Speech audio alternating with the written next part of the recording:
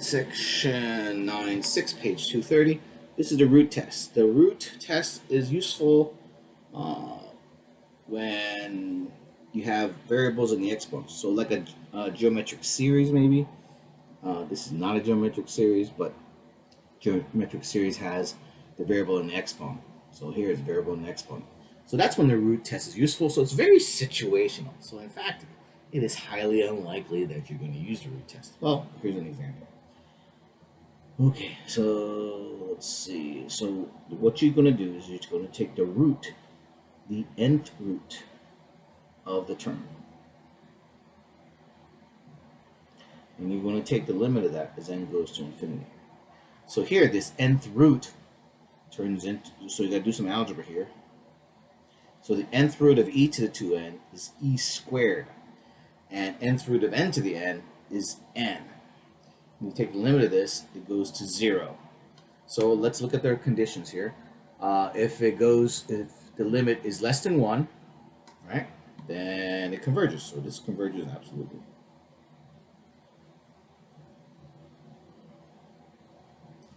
Or just like the last test, if it's greater than 1 or infinity, it diverges.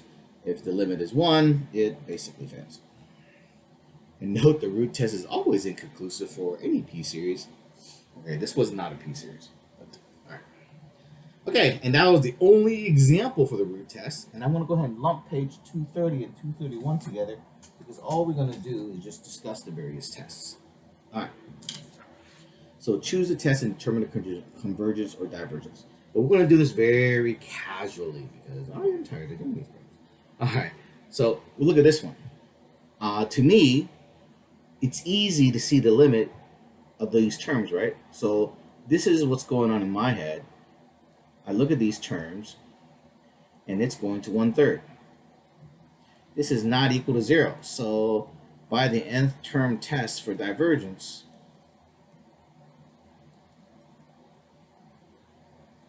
this series diverges.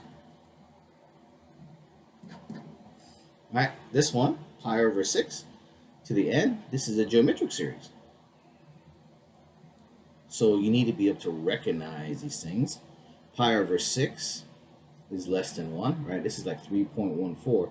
3 over 6 is about half. So the ratio, the r, this is the r, is less than 1, so it converges. That's it. Converges, I should say that, converges. And in fact, the limit is what?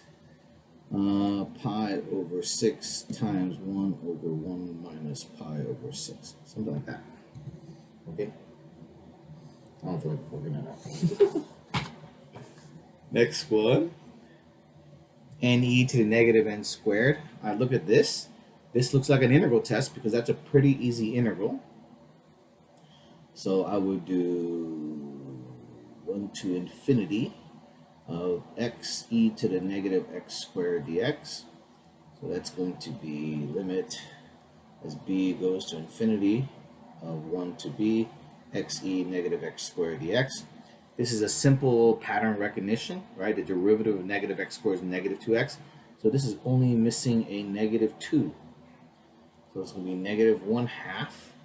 And I go ahead and take that. So it's going to be e to the negative x squared taken from 1 to b. Oops, I forgot the limit.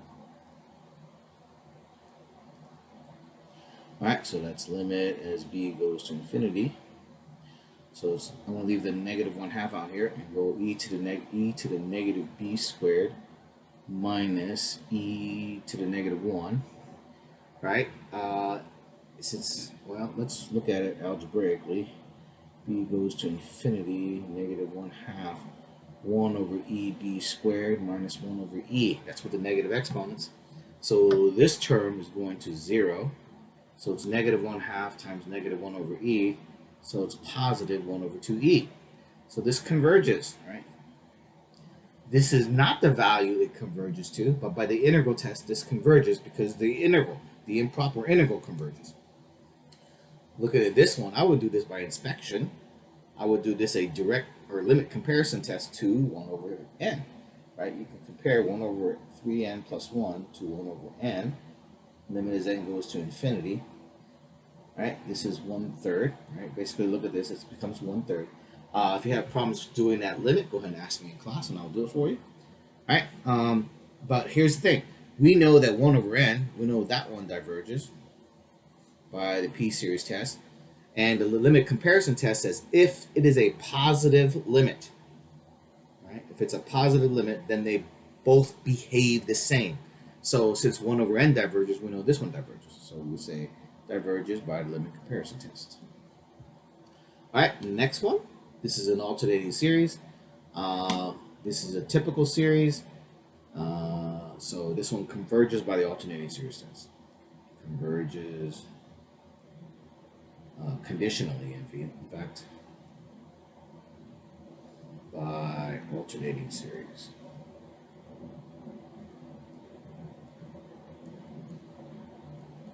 Okay. Why is that? Well, it's an alternating series, and we know this diverges because that one diverges, the previous one diverged, right? Similar reason. It's just basic shape, same basic shape. All right. So this is going to diverge as well. Okay. And then next one. Oh goodness. I say this diverges by the end-term test for divergence, but yeah, this diverges. The n factorial is going to overpower any 10 to the n.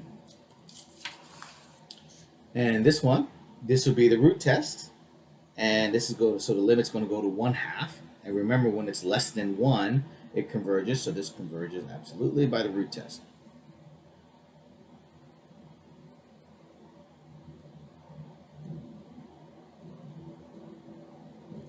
All right. Now, in case you don't know what the root is, so it's limit as n goes to infinity, the nth root of n plus 1 over 2n plus 1 to the n. Okay, these two are going to cancel each other, leaving you limit as n goes to infinity of n plus 1 over 2n plus 1. We've seen this limit before, it's just 1/2, and the limit is less than 1, so it converges. That's it.